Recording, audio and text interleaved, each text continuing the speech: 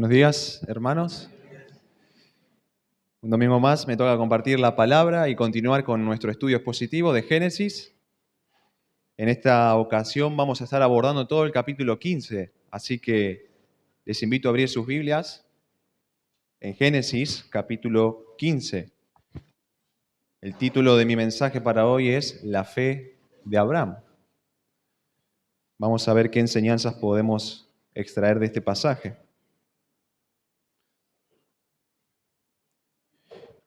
Y como se trata de todo un capítulo, no vamos a leerlo todo de una sola vez, sino que vamos a ir leyendo por partes y lo vamos a ir explicando. Y me gustaría comenzar la lectura de este pasaje leyendo el primero de estos versículos, el versículo 1.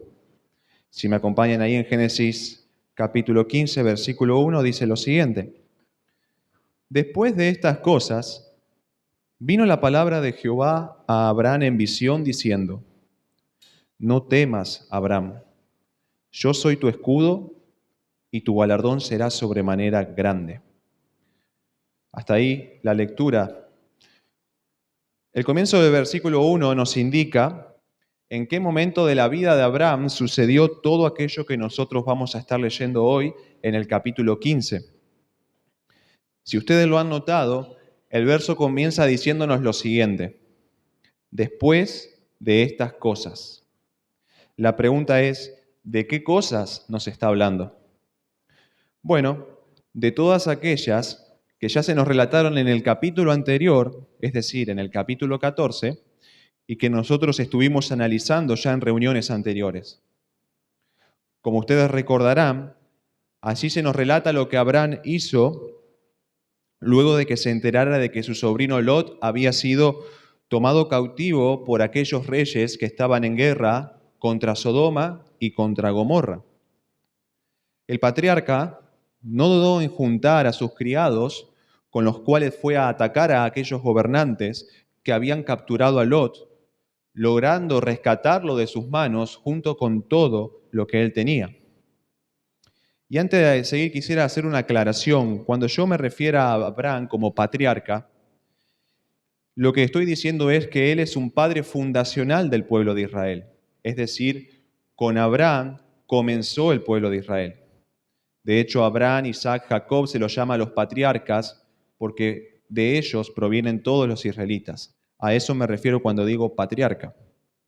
Ahora, hecho esta aclaración y siguiendo con lo que estaba diciendo recién, sabemos que después de todo lo que dije, ocurrió algo. Abraham regresa victorioso de su misión de rescate y el rey de Sodoma salió a recibirlo y le ofreció quedarse con los bienes que él había recuperado. Pero este siervo del Señor rechazó esa oferta para evitar que este rey dijese que fue él quien enriqueció al patriarca. Y sabemos que allí también se encontraba otro personaje, Melquisedec, quien era un sacerdote del Señor que bendijo a Abraham cuando éste regresó triunfante de su misión de rescate. Así que fue después de todas estas cosas que sucedió aquello que hoy vamos a estar estudiando en el capítulo 15. Fue después de estos acontecimientos que la palabra de Dios vino a Abraham. En este caso se nos dice que fue por medio de una visión. Y según lo que registra Génesis, sabemos que esta es la cuarta ocasión en la que Dios le habla al patriarca. Sin embargo, esta vez notaremos algunas diferencias con respecto a las anteriores ocasiones en las que el Señor se había dirigido a Abraham. Y voy a mencionarlas a medida que avancemos en nuestro estudio. Pero antes de eso, comencemos a analizar lo que Dios le dice a su siervo. Al leer el versículo 1, nosotros vimos que las primeras palabras que Dios le dirige son las siguientes. No temas, Abraham, yo soy tu escudo, y tu galardón será sobremanera grande. Si ustedes lo han notado, verán que Dios comienza con un no temas.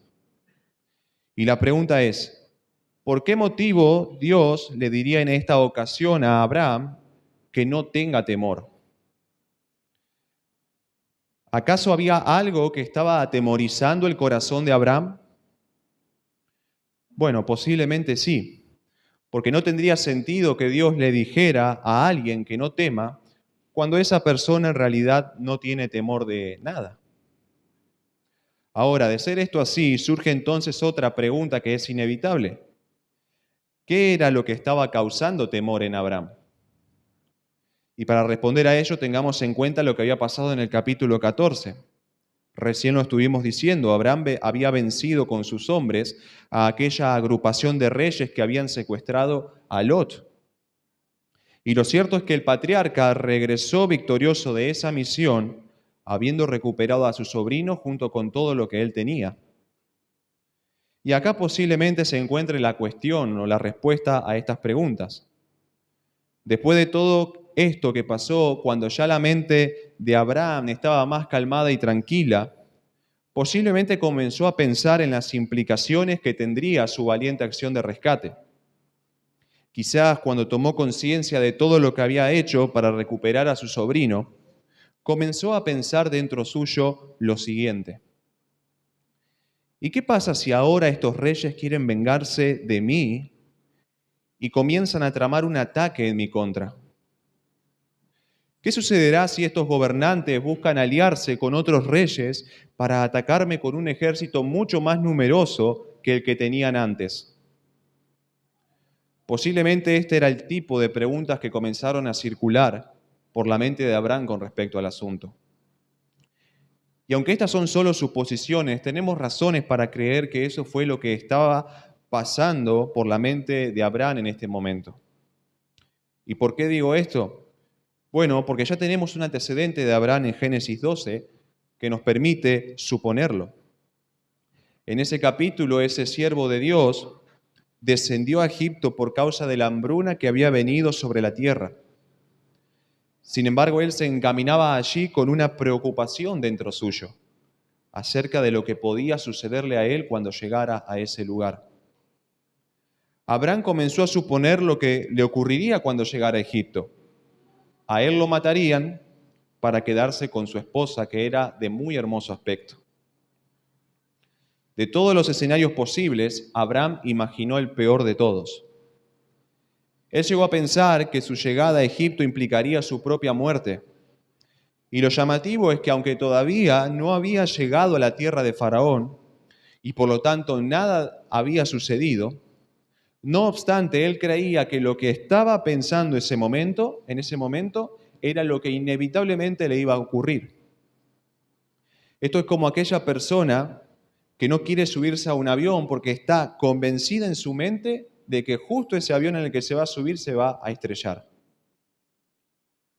Y el patriarca actuó de esa manera.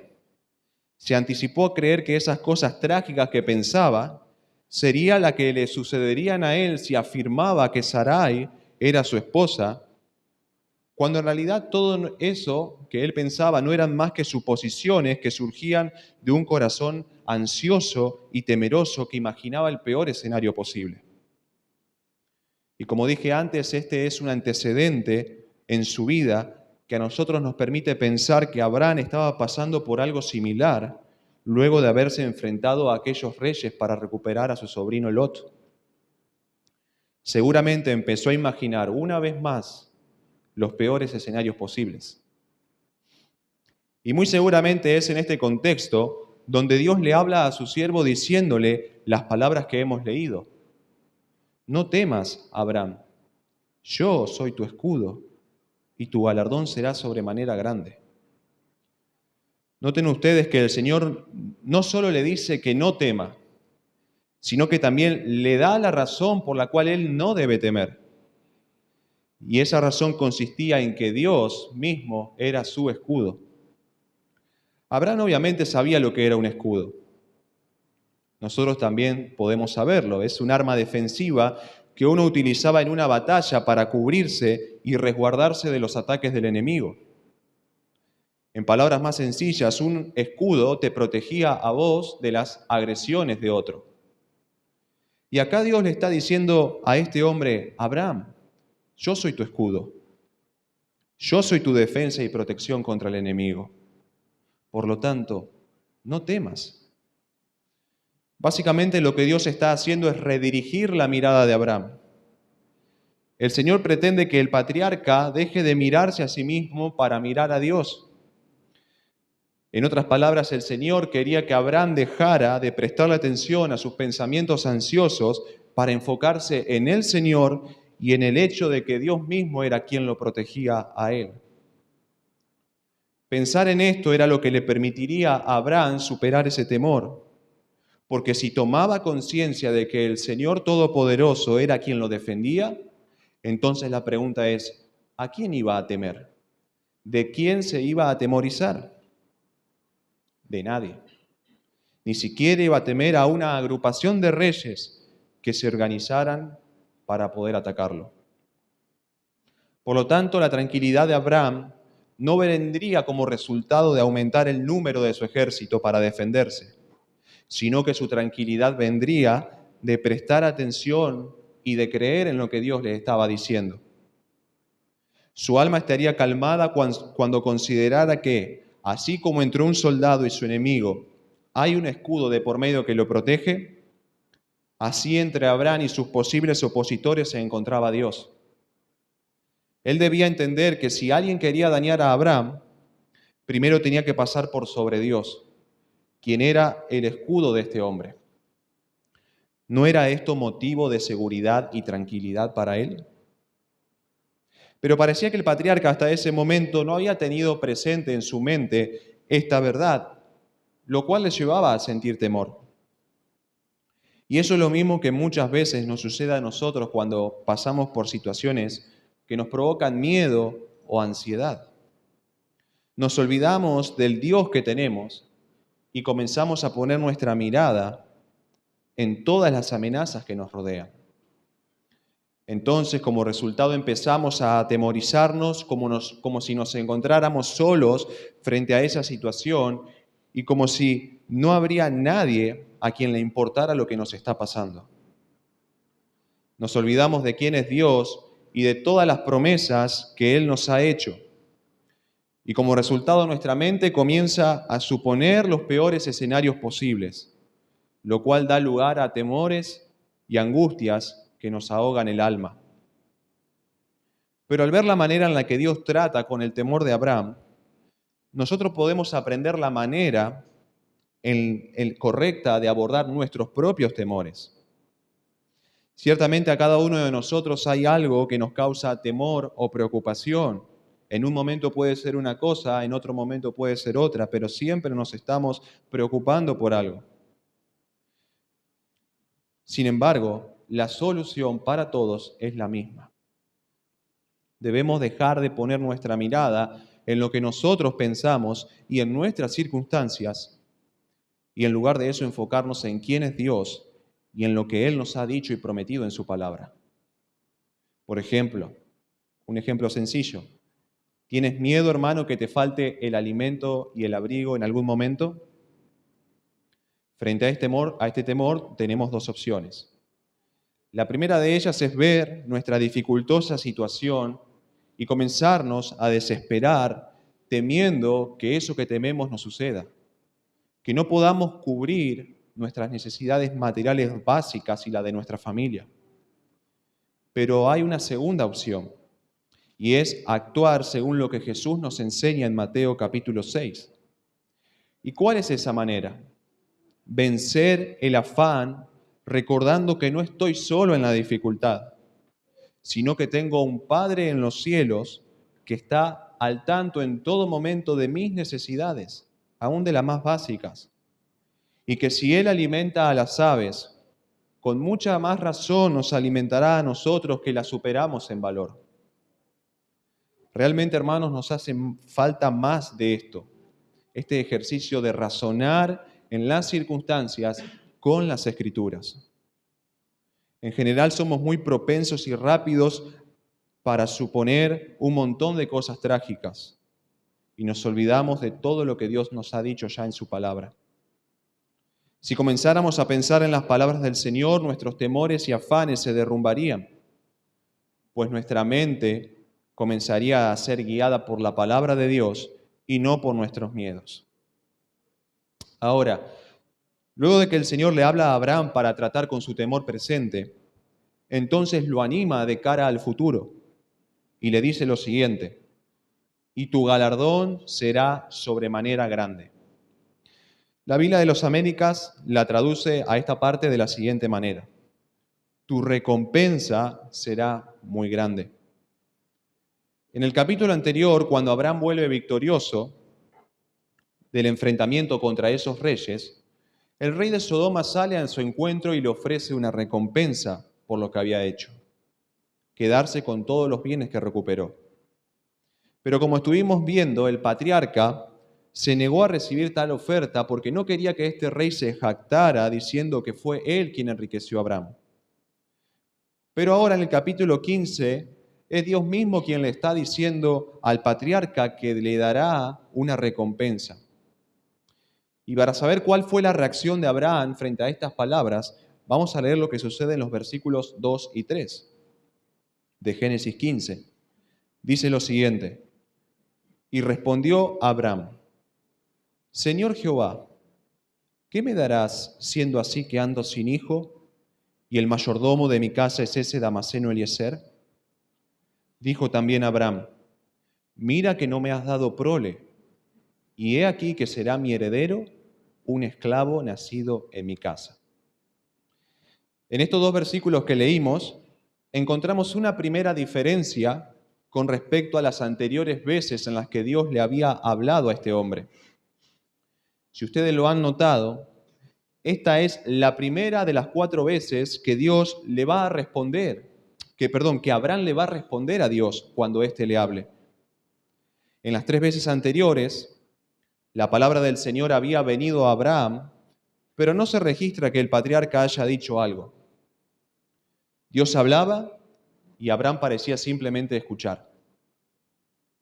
Pero ahora, luego de que Dios le dijera las palabras del versículo 1, este siervo del Señor le responde. De hecho, en este capítulo se producirá un intercambio de palabras entre Dios y Abraham. Y el detalle a resaltar en este capítulo es que de las 3 veces que Abraham le habla a Dios, 2 de ellas consisten en preguntas. Y la primera de esas preguntas es la que leímos recién: ¿qué me darás siendo así que ando sin hijo y el mayordomo de mi casa es ese Damaseno Eliezer? Es decir, Damaseno quiere decir que era de la ciudad de Damasco. En palabras sencillas, pareciera como si Abraham estuviese preguntando: ¿de qué sirve, Señor, lo que tú me puedas dar como recompensa, si al final de todo mi heredero no será un hijo mío, sino mi siervo Eliezer? Si tú me bendijeras con más ganados, riquezas y posesiones, ¿de qué aprovecharía? Pues no tengo hijo que después de mí herede todas estas cosas. Pareciera que Abraham no estaba tan entusiasmado con la recompensa que Dios procuraba darle, pues el panorama que veía a futuro no era muy alentador. Él sabía que hasta el momento el Señor no le había dado un descendiente y que todo lo que poseía iría a parar después de su muerte, a manos de su mayordomo Eliezer. Abraham anhelaba algo más que posesiones o riquezas. Él anhelaba que Dios le diese un hijo, un heredero que salga de sus propias entrañas. Ahora, el término Señor Jehová que Abraham utiliza para dirigirse a Dios era una manera respetuosa y reverente de hablarle al Señor, según lo que comenta el doctor Elvis Carballosa, un comentarista de Génesis. Por lo tanto, no tenemos que imaginar a Abraham expresándole a Dios todas estas cosas de una manera irrespetuosa, sino reverente. Este hombre no estaba siendo irrespetuoso con Dios, sin embargo, le estaba expresando la carga de su corazón. No estaba siendo irreverente con el Señor, pero no le ocultaba al Señor el peso que llevaba dentro suyo. Ahora, cuando Abraham le expresó a Dios su inquietud, su carga, ¿qué fue lo que Dios le respondió? Vamos a leer los versículos 4 y 5. Dice: luego vino a él palabra de Jehová diciendo: no te heredará este, sino un hijo tuyo será el que te heredará. Y lo llevó fuera y le dijo: mira ahora los cielos y cuenta las estrellas, si las puedes contar. Y le dijo: así será tu descendencia. Seguramente la respuesta de Dios eliminó cualquier duda, inquietud o preocupación en el corazón de Abraham con respecto a este asunto. Él quizás imaginaba cómo sería tener que morir y dejar todo lo que tenía en manos de su mayordomo Eliezer, un siervo nacido en su casa. Sin embargo, la promesa de Dios le aseguraba que eso que Abraham imaginaba a futuro no se iba a cumplir, sino que el Señor mismo tenía otro plan para él: concederle un hijo que saldría de sus propias entrañas. Y es interesante que Dios, luego de anunciarle que tendría un hijo, lo lleva afuera y le dice palabras parecidas a las que ya le había dicho en Génesis 13 y 16. Quisiera que me acompañen a leer ese pasaje para recordarlo. Génesis 13, 16, está ahí nomás a la vuelta.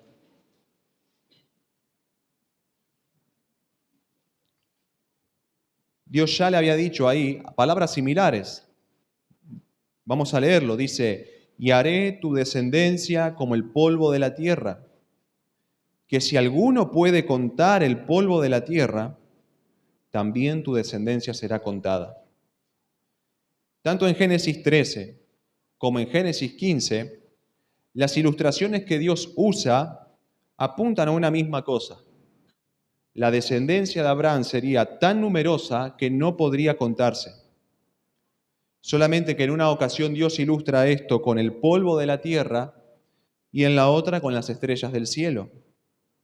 En ambos casos se tratan de cosas que el ser humano no puede llegar a saber. ¿O acaso alguno de nosotros sabe cuántas partículas de polvo hay en la tierra o cuántas estrellas habitan el cielo? Eso es imposible de conocer, salvo Dios. Para nosotros, es de destacar que estas palabras Dios se las dice en un momento muy particular. Porque en este momento, cuando Dios le estaba hablando, Abraham ni siquiera tenía un hijo. Es cierto, Dios se lo había prometido, pero la realidad es que aún ni siquiera había nacido. Es más, ni siquiera Sarai estaba embarazada en este momento.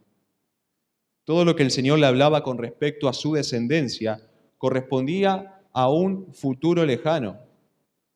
Abraham no viviría lo suficiente para ver cómo su descendencia se multiplicaba hasta ser innumerable como las estrellas del cielo o como el polvo de la tierra.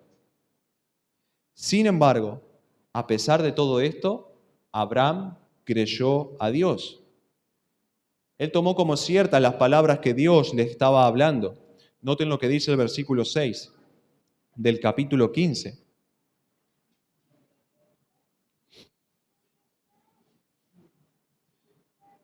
Dice: y creyó a Jehová y le fue contado por justicia. Quisiera hacer algunos comentarios sobre este versículo tan importante.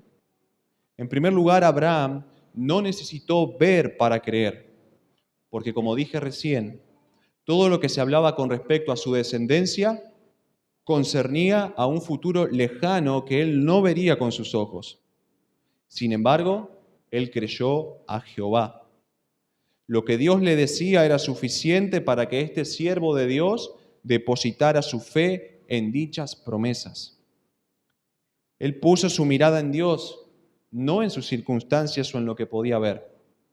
Porque si él se hubiera mirado a sí mismo, quizás hubiera dudado, ya que Abraham para este momento era un hombre entrado en años que aún no había tenido hijo alguno. Pero a pesar de esto, él confiaba en que Dios cumpliría su fiel y segura promesa. La fe, hermanos, por lo tanto, no se basa en las probabilidades, en nuestras circunstancias o en nuestros presentimientos. La fe se basa en el carácter de Dios.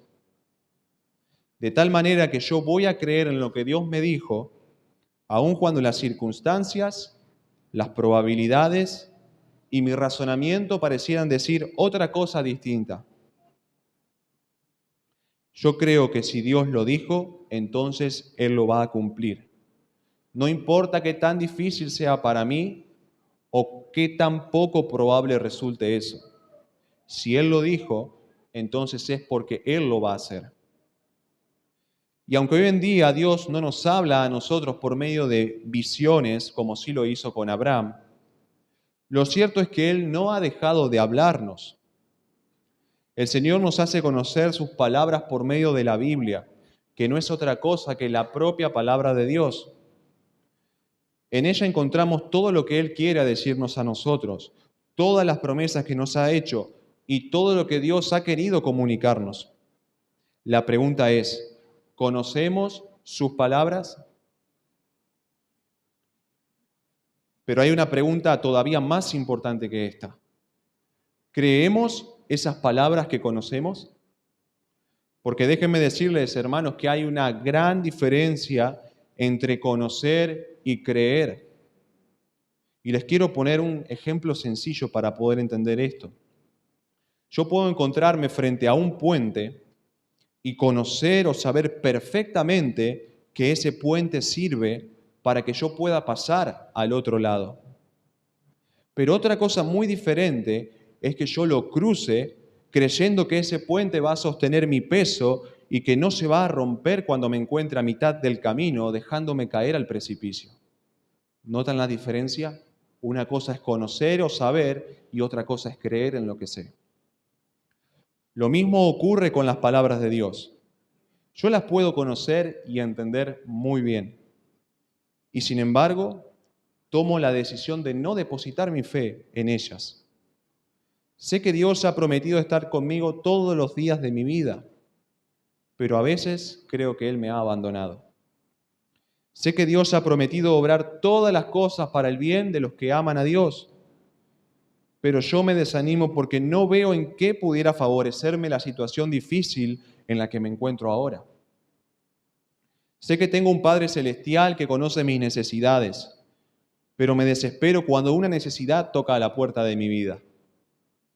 Sé que Dios es bueno y que también me ama, pero no confío en su bondad y en su amor hacia mí cuando no me concede algo que yo quería demasiado o que anhelaba mucho. Por eso, hermanos, debiéramos preguntarnos si realmente creemos en lo que conocemos de la palabra. Y si somos sinceros todos nosotros, vamos a ver dentro nuestro algún grado de incredulidad. Y con respecto a esto, quisiera que ustedes notaran algo. Quiero preguntarles, ¿Abraham creyó las palabras que Dios le hablaba? Sí, claro. El texto nos habla de la fe que Abraham tuvo en el versículo 6. Pero noten un detalle importante. El texto no nos dice, y creyó en las palabras de Jehová. Si ustedes prestan atención, el versículo 6 más bien dice, y creyó a Jehová. ¿Saben, hermanos? Cuando nosotros creemos en las palabras de alguien, estamos creyendo en la persona que lo dijo. Imaginen el siguiente caso.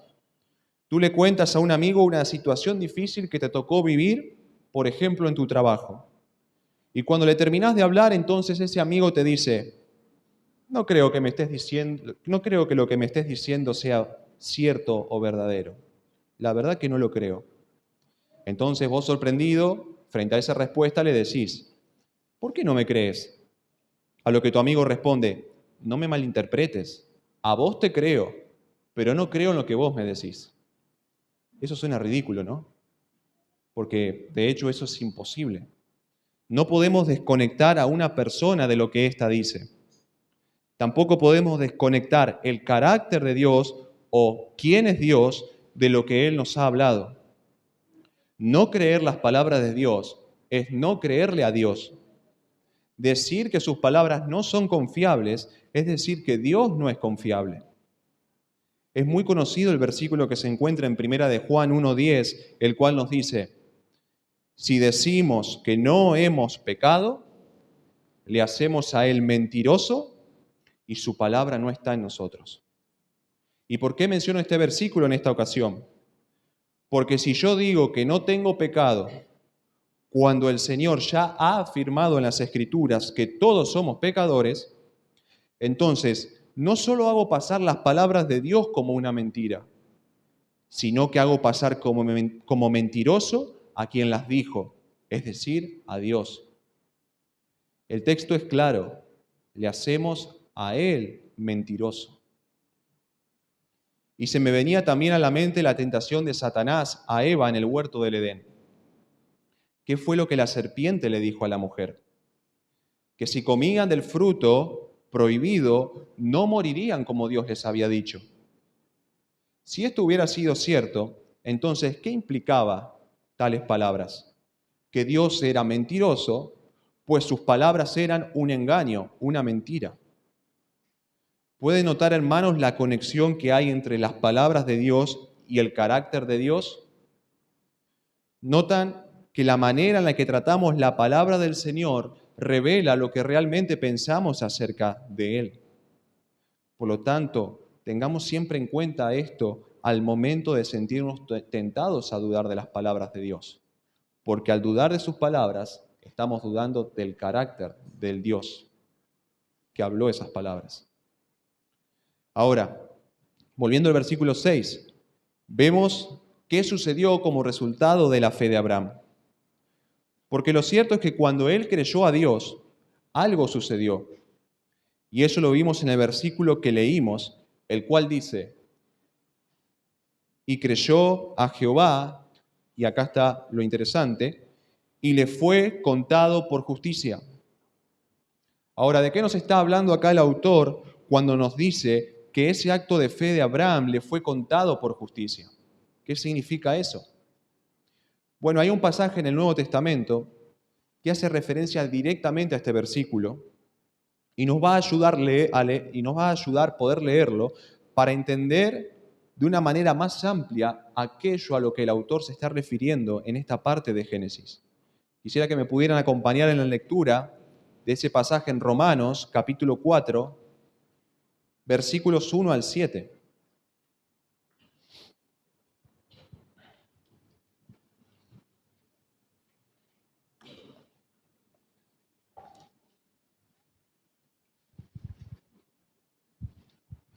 Romanos, capítulo 4, versículos 1 al 7.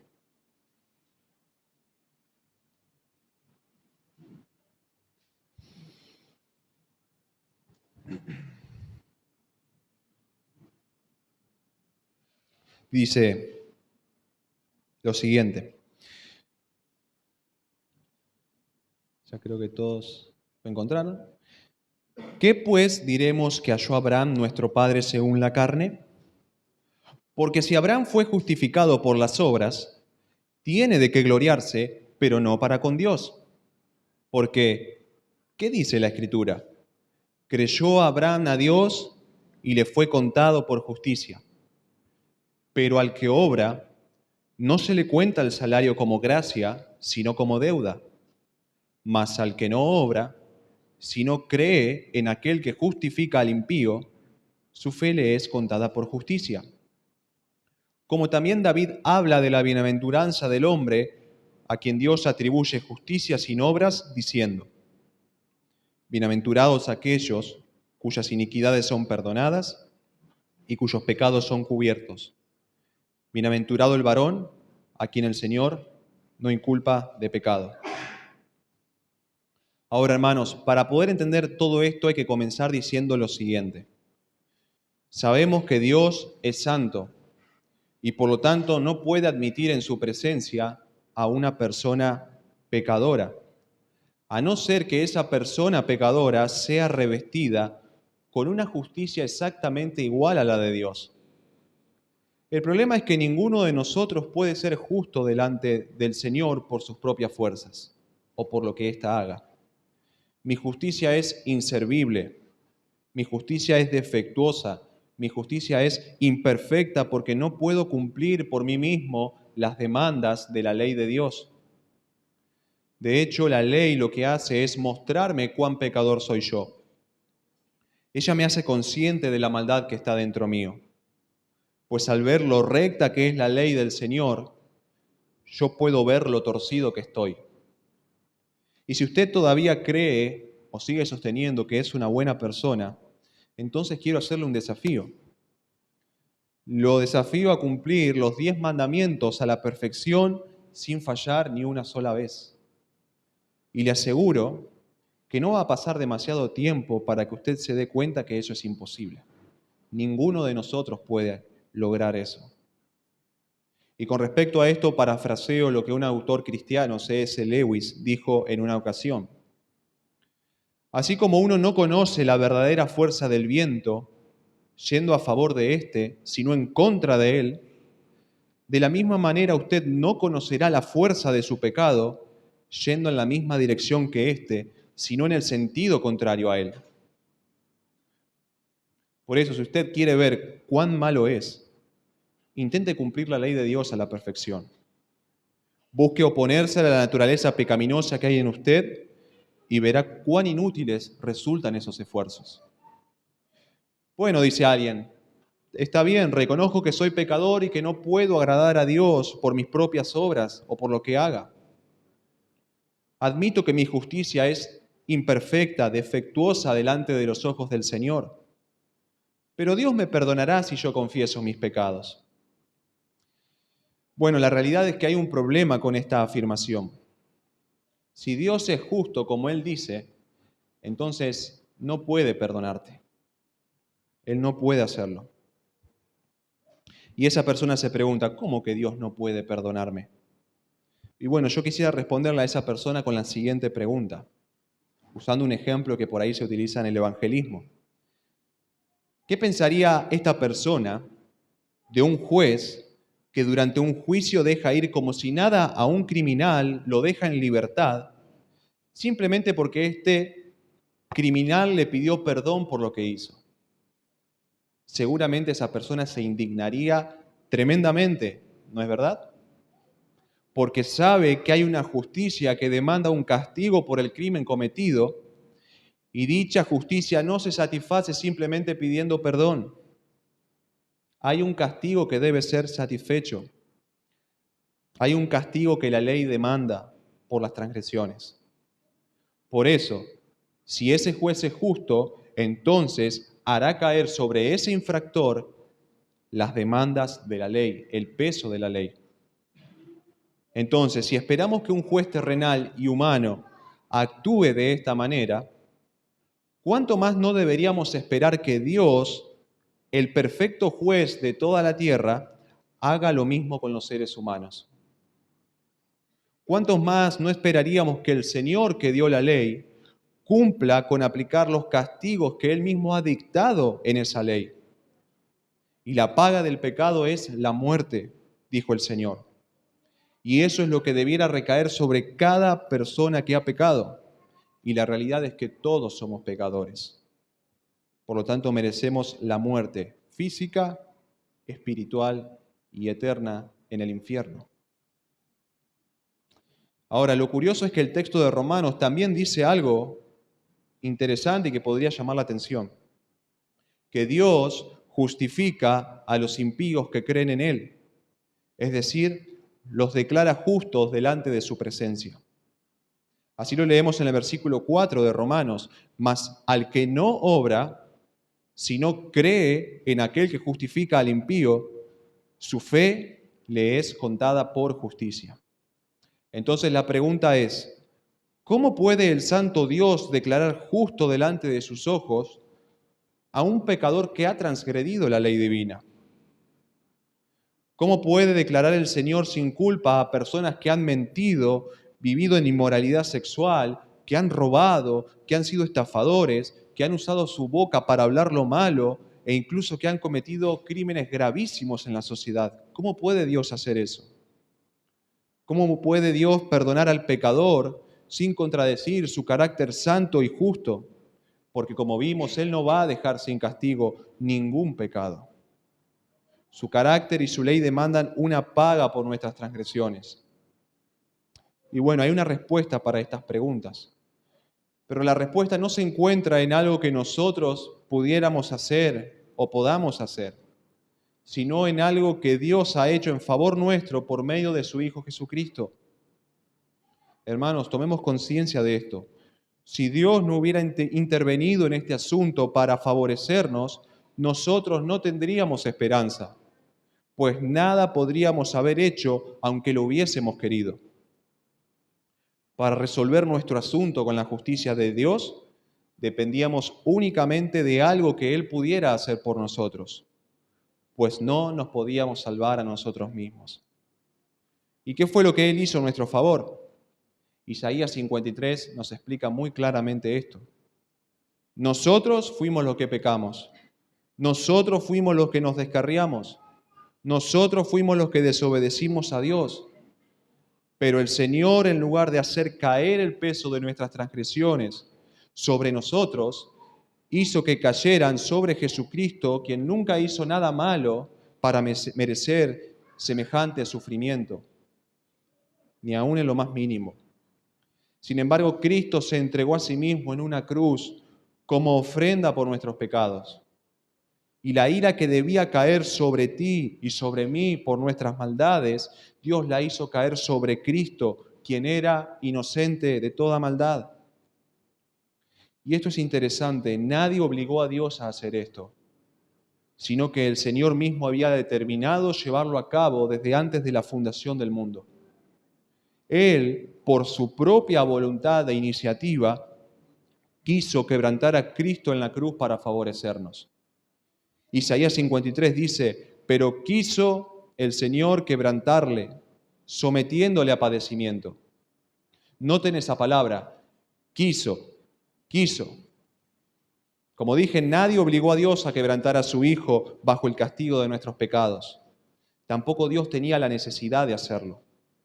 Sin embargo, Él quiso quebrantar a Cristo para salvarnos. Él derramó su ira por nuestros pecados sobre su Hijo y ahora Él sí puede perdonarnos y justificarnos sin contradecir su carácter santo y justo, pues fue su Hijo quien satisfizo las demandas del carácter y de la ley de Dios en nuestro lugar. Ahora Dios puede declararnos sin culpa a los pecadores sin caer Él en injusticia. Pero la pregunta es, ¿justifica Dios a todos los pecadores? El hecho de que Cristo haya muerto en la cruz por los pecados de los hombres, ¿implica que ahora todos son salvos y sin culpa delante del Señor? Claro que no. Si usted recuerda lo que leímos sobre Abraham en Génesis 15:6, podrá responderme lo siguiente. ¿Cuándo fue Abraham justificado delante de Dios? ¿Cuando hizo un acto tan noble como rescatar a su sobrino Lot de la mano de aquellos reyes? ¿Cuando obedeció y renunció a sí mismo y obedeció a Dios al salir de la tierra suya y de su propia parentela? ¿O acaso fue justificado delante de Dios cuando rehusó recibir la recompensa del rey de Sodoma para que éste no se enorgulleciera? La respuesta es no. Abraham no fue justificado por alguna obra que haya hecho, aun cuando a nosotros nos pudiera parecer una tremenda obra, sino que él fue justificado en el momento que creyó a Dios. Y el pasaje que leímos de Romanos nos enseña claramente eso. La justicia de Dios solamente se imputa sobre quienes creen, no sobre quienes obran o pretenden buscar la salvación por sus propios esfuerzos.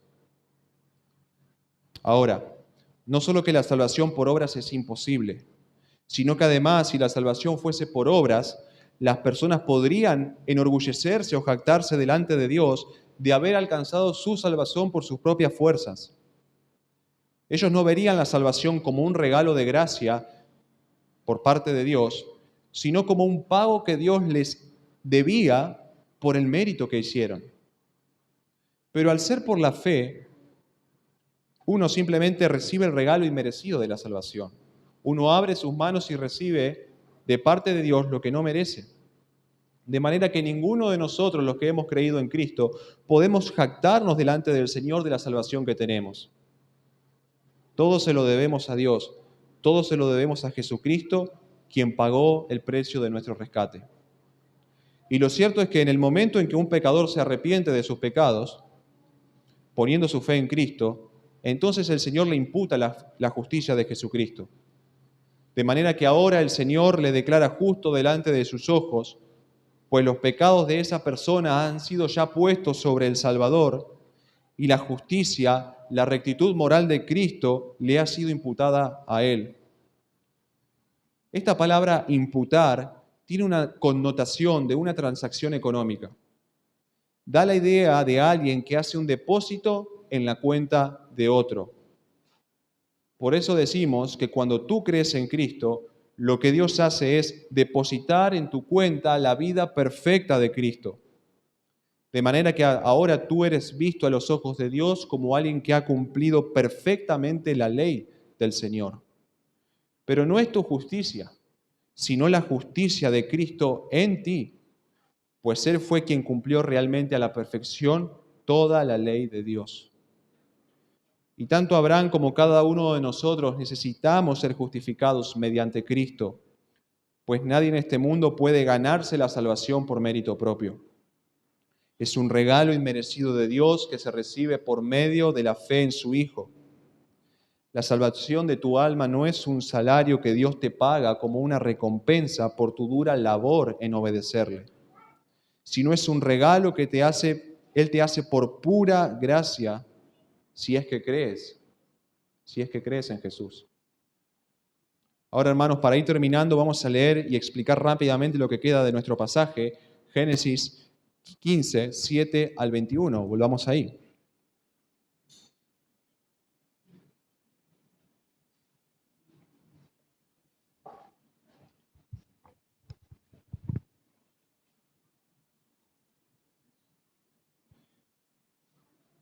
Y le dijo: Yo soy Jehová que te saqué de Ur de los Caldeos, para darte a heredar esta tierra. Y él respondió: Señor Jehová, ¿en qué conoceré que la he de heredar? Y le dijo: Tráeme una becerra de 3 años, y una cabra de 3 años, y un carnero de 3 años, una tórtola también, y un palomino. Y tomó él todo esto, es decir, Abraham, y los partió por la mitad, y puso cada mitad una enfrente de la otra, mas no partió las aves. Y descendían aves de rapiña sobre los cuerpos muertos, y Abraham las ahuyentaba. Mas a la caída del sol sobrecogió el sueño a Abraham, y he aquí que el temor de una grande oscuridad cayó sobre él. Entonces Jehová dijo a Abraham: Ten por cierto que tu descendencia morará en tierra ajena, y será esclava allí, y será oprimida 400 años. Mas también a la nación a la cual servirán juzgaré yo. Y después de esto saldrán con gran riqueza, y tú vendrás a tus padres en paz, y serás sepultado en buena vejez. Y en la 4ª generación volverán acá, porque aún no ha llegado a su colmo la maldad del amorreo hasta aquí. Y sucedió que puesto el sol y ya oscurecido, se veía un horno humeando y una antorcha de fuego que pasaba por entre los animales divididos. En aquel día hizo Jehová un pacto con Abraham diciendo: A tu descendencia daré esta tierra, desde el río de Egipto hasta el río grande, el río Éufrates, la tierra de los ceneos, los ceneseos, los cadmoneos, los heteos, los fereceos, los refaitas, los amorreos, los cananeos, los gergeseos y los jebuseos. Finalmente, luego de que Abraham le cree a Dios y es justificado, el Señor le vuelve a repetir la promesa que en otros pasajes ya le había hecho. La promesa de darle a él y a sus descendientes la tierra prometida. Y como respuesta, Abraham le pregunta: ¿en qué conoceré que la he de heredar? Es entonces que el Señor decide formalizar sus promesas mediante un pacto. Un pacto no es otra cosa que un tratado, una alianza o un acuerdo entre dos partes de igual o desigual autoridad. En este caso, Dios, quien es el superior, hace un pacto, una alianza con Abraham, quien es el inferior. Y acá podemos destacar algunas cosas. En primer lugar, Dios no le exige nada a Abraham para que se cumplan las exigencias del acuerdo. Así que el acuerdo podemos decir que es unilateral, de un solo lado. Es decir, solamente de la parte de Dios.